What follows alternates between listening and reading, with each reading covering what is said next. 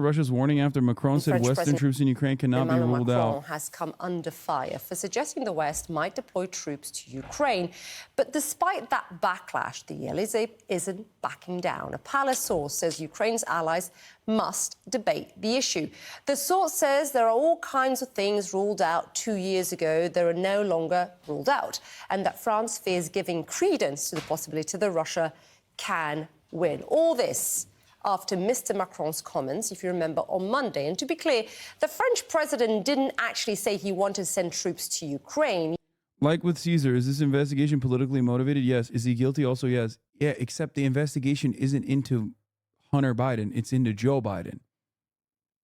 Like, if they were conducting an impeachment inquiry into Hunter Biden, then yeah, great. But we are not the Better Business Bureau for the nation state of Ukraine demanding legal recourse from Hunter Biden for lying to Burisma about having insider access to the fucking White House. This is the American government. Like, that's the whole point.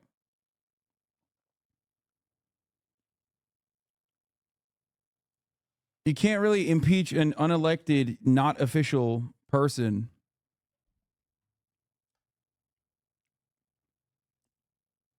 French first, World War II, then Vietnam, time for a new war. He only said it's been discussed with other leaders. Here's what he told reporters after Ukraine Aid Summit.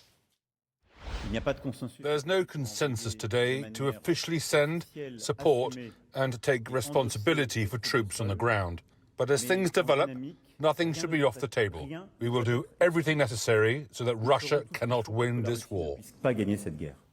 While most European leaders agree on good luck board with the part about defeating Russia, but the idea of sending in their own troops, well, that drew backlash. Officials from a growing list of countries, you can see that, including the UK, Germany, Spain, Italy, Slovakia, and Poland, all say they have no plans to send their forces to Ukraine. A NATO official tells... Bro, when you're lapping the polls on fucking sending troops to Ukraine, like, even Poland is like, I don't know about that, dog. Yo, chill. Like, I would have expected this from Poland, not from Macron. The tables have turned. Hasan, do you not hope Russia loses, though? I do. I want Russia to leave Ukraine. Now, what do I think will happen if there is French militarization, a NATO nation directly sending troops to Ukraine officially? Well, you want Ukraine to leave Ukraine? What? That doesn't even make sense.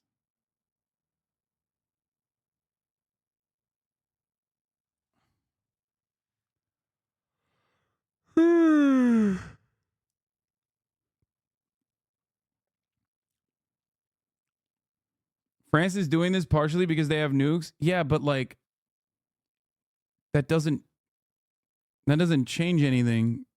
Like it's basically the same principles behind like not instituting Article 5 or something for Ukraine, or not having a no-fly zone over Ukraine that is protected by NATO forces.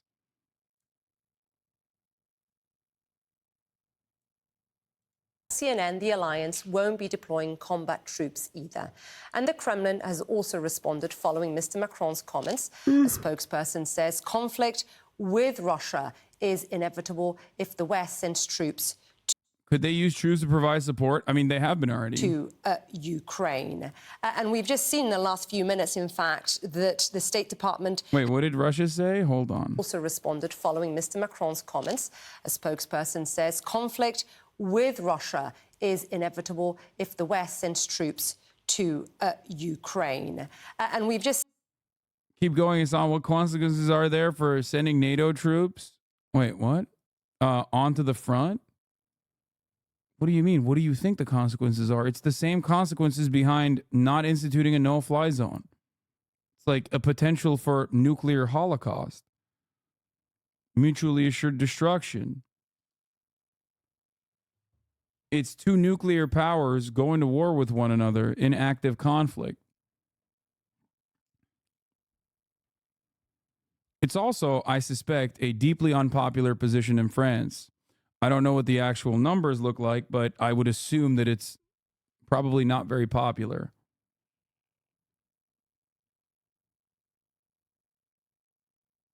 Seen in the last few minutes, in fact, that the State Department has also commented on this. The State Department reiterating that President Biden has ruled out sending US troops to fight in Ukraine in response to Macron's comments, saying sending Western troops to Ukraine cannot, obviously what Macron heard, cannot be ruled out. So we have response now from the US State Department. Melissa Bell joins me now for more. And Melissa, I mean, it's clear that as we've just outlined there, the European leaders have been pretty swift in their response to Macron's comments. Before we talk about... I don't understand why they're like, we'll send troops to Ukraine and potentially trigger like mutually assured destruction.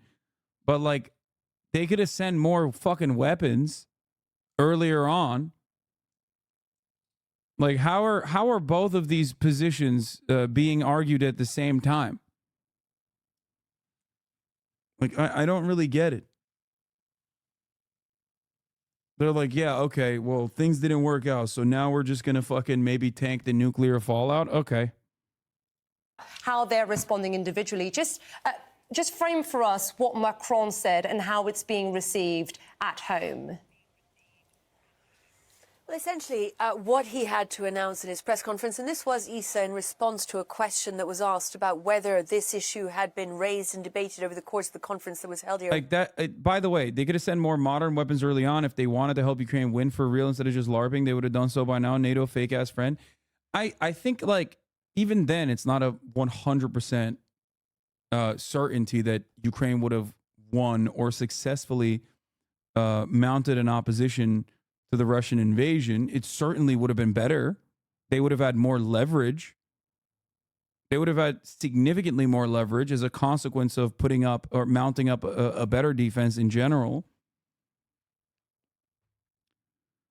Americans don't want French soldiers in Ukraine, yeah? So how about sending U.S. and fucking artillery ammunition so the Ukrainians stop fucking dying? Macron is just memeing to take over the narrative of Germany being the EU leader just at the moment when Schultz faced criticism for not sending Taurus missiles and other shit. It's not a serious comment. Don't treat it as such. I don't think it's a serious comment either. I do think it's... I don't think it's a serious comment. I think it's either a misspeak or he's posturing for, I guess, like domestic political purposes. Paris. Yes, it had, he said, because it was time that a debate began. The idea is that this should be the beginning of a debate about whether any individual countries, and we've been speaking to Élysée sources since some of that backlash that you mentioned. And what Emmanuel Macron is suggesting is not that France should encourage Germany or Poland or other countries who've now said they will not be sending troops to Ukraine to do so. On the contrary, that individual countries should be considering whether or not they are willing to send perhaps not so much initially combat troops, but things like deminers, people to help with the maintenance of Western equipment, border guards, for instance, to help liberate some Ukrainian troops that they can be redeployed for combat. That is the initial suggestion that was behind Emmanuel Macron's comments. And I think it's important to note that there have been words of support. For instance, Lithuania's foreign minister has said that it is time to consider all the options that there may be amongst Western allies about what may come next. The idea is that 2 years into this war, and with things stagnating as much as they are, that Western allies should be willing to consider individually whether or not they want to get further involved. And I think what the Élysée sources have been saying is that this is important.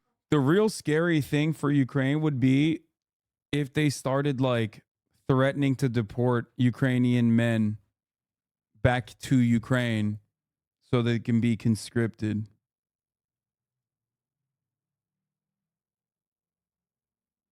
important from the point of view of sending a signal to Moscow of strategic ambiguity, that nothing should be off the table in order that Moscow should not assume that what has been will continue to be. And essentially, as you mentioned, Macron's point is that there have been so many issues that have been off the table so far, things that have now been agreed to, F-16s, the sending of long-range missiles, and the sending of troops should be amongst that, Isa. But the way he framed that line that we heard there sounded like that wasn't discussed at this summit, and at least from what we've heard as well, the kind of pushback we've heard from some European leaders. Was this even discussed at all? He says it's time it's discussed. Was it even discussed?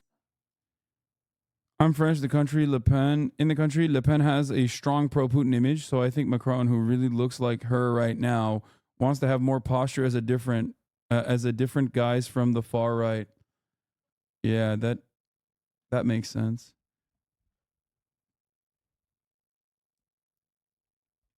And I think it's a distraction. It's a distraction to shift the message away from his horrible tax policies and things like that, or his horrible policies like implemented, like increasing the retirement age, shit like that.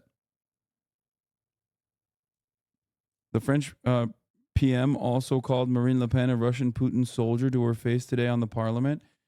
I think the funniest part about these people that like supposedly posture as pro-Putin is that they absolutely are not. Like, the greatest example of this is Meloni. Well, in Italy, it's a little bit different because like the Italian fascist far right post World War II directly was a NATO project. So like even though she postured a little bit as though she was like anti NATO or pro Putin for populism,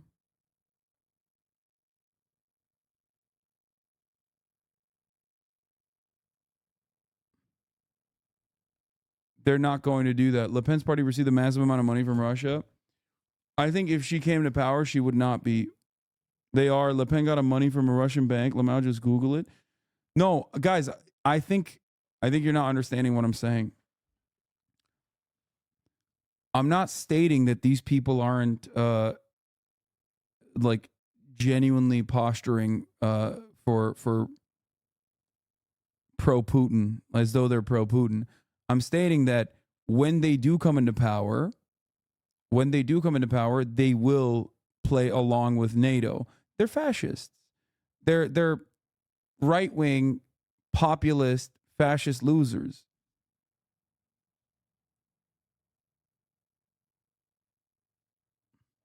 What about Orban? Orban is a phenomenal example of this.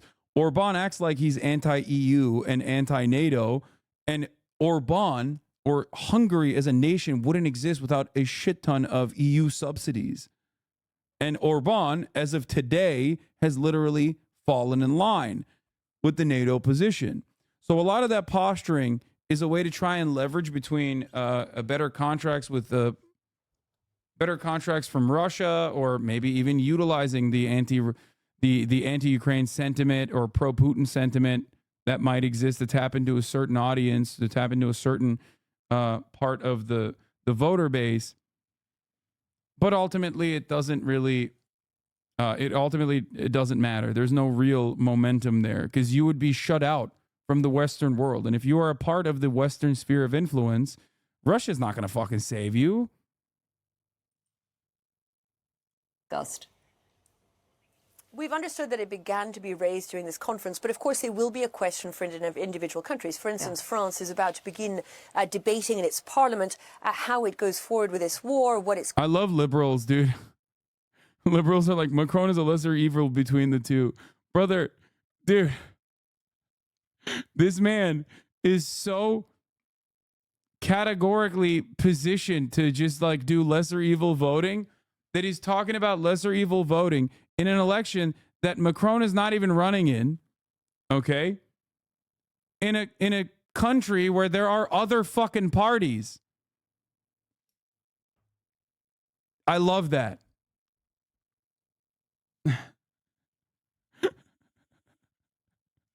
It's like, what do you mean, dude? He's like, no, listen, dude, I don't know what the fuck's going on in France. I just like saying that one party is the lesser evil. He's just, that's the love of the game, brother. That's the love of the game in me speaking. Yeah. Macron won't be in any election anymore. Well, there's the EU elections, but he doesn't have much. Chad was describing the difference between Le Pen and Macron. Yeah, I don't know if you know this, but there are other parties in France. Very popular ones, as a matter of fact.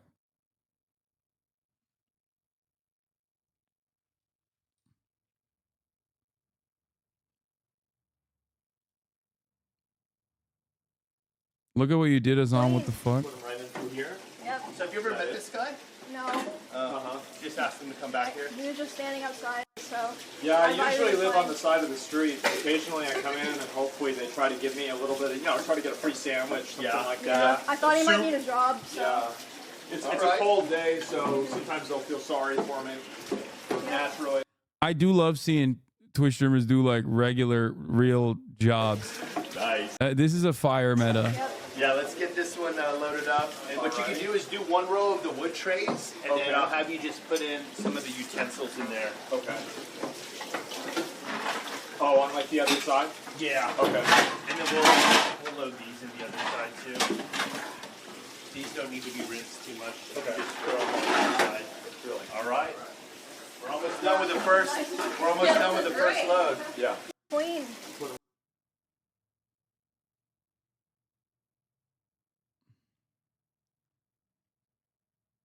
This is the most washing this man has ever done.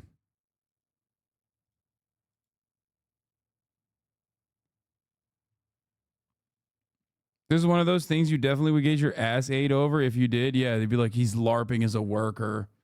Fuck this guy. Fucking piece of shit. Blah, blah, blah, blah, blah.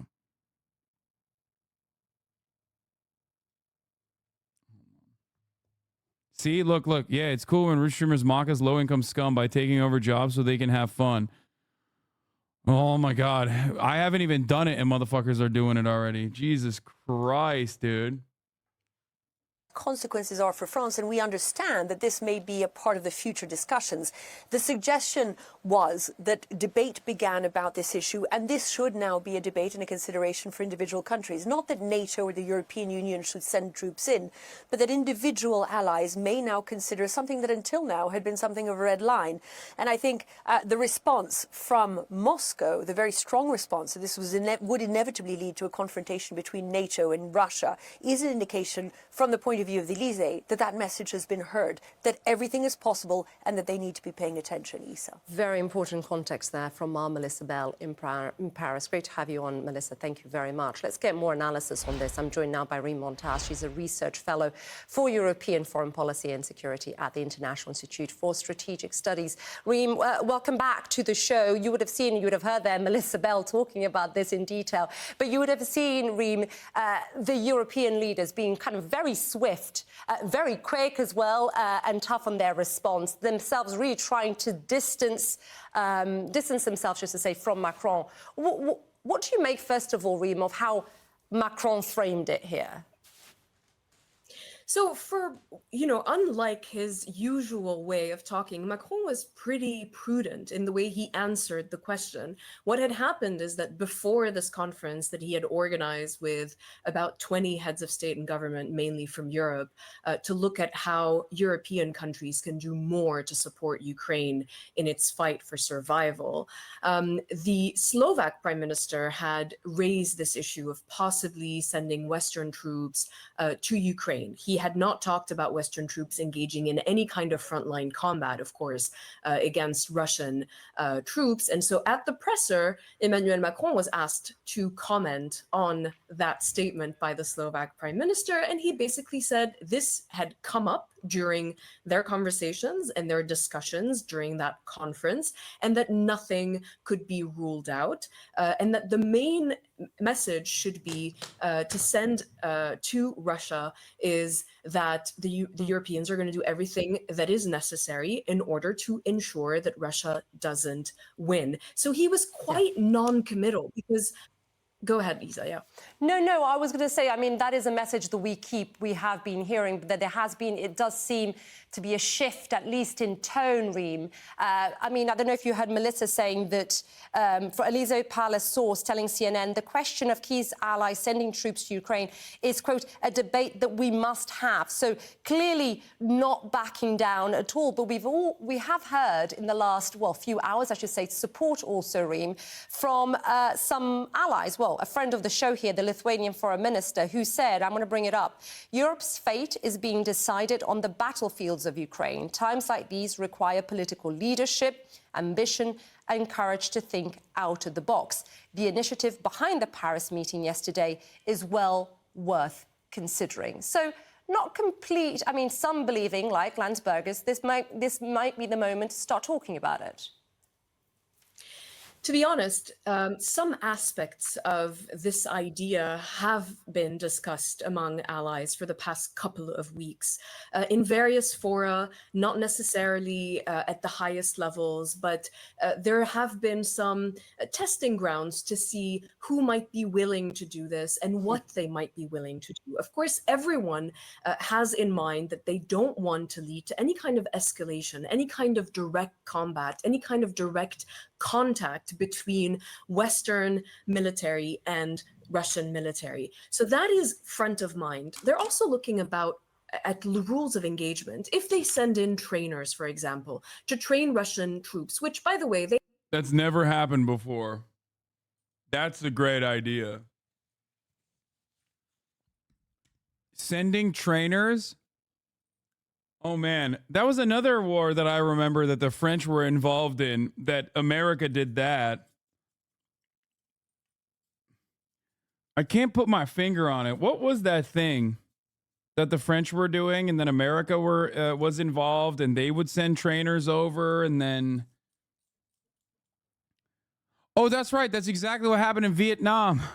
They have been doing in Poland, they have been doing in the UK, they have been doing in Germany. If they decide to move that training, say, to the western side of Ukraine, parts closer to the Polish border, does that really change things? And how can they do it in a way that is safe and that does not escalate the situation with Russia? Very serious people are looking at this. They're also looking at doing, as Melissa had said, any kind of support it with demining and other such